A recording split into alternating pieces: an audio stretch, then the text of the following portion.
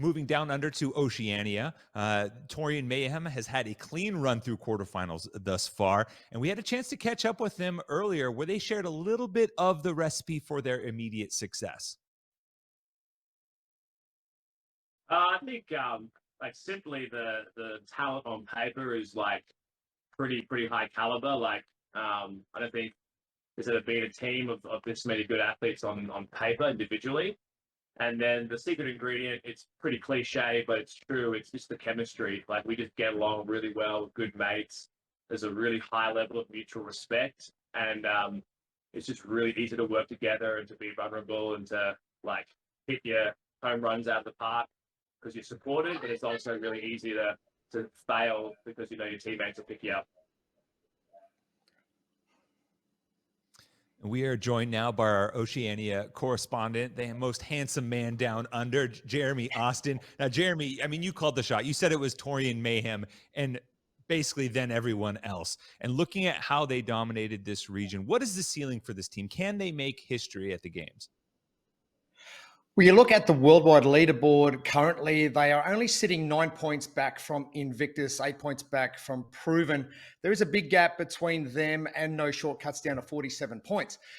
What does that mean when they get to the games? Well, obviously, we know it's a different kettle of fish over there, but if you look at those results, it's going to be, I think, a 3-horse race once they do get to the games. If we look forward to the Torian Pro in just a few short weeks, they are way out in front of every other team. 5 points, 5 wins in each of the quarterfinal events that they did. The next best placed is 25 points back to the 6-4 Army endgame. So I don't think when you talk ceilings, these guys are definitely going to be the number one at the Torian Pro semi-final. And I don't think anyone is really going to worry them once they do get there. Yeah, and with such a rich history of the sport down in that region, it would be nice to finally see a team from there climb the mountaintop and make it onto the podium. But looking down the rest of the leaderboard, the other teams that are going to join them at the CrossFit Games, what are some other teams that you've kind of got your eye on now that day 2 is settled? Well, if you have a look at the top 5 positions in the leaderboard, you've got Torian Mayhem obviously at the top, and then 6-4 Army. Probably going to love that reference as well, Tommy.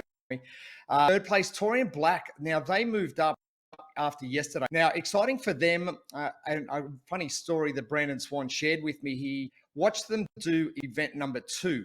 Now, he said, you're probably going to get in a little bit of trouble with your video, so you better redo this video and redo the event again just in case. So they had to redo event number 2 twice before they moved on to day 2 of competition, but they jump up massively into that 3rd spot.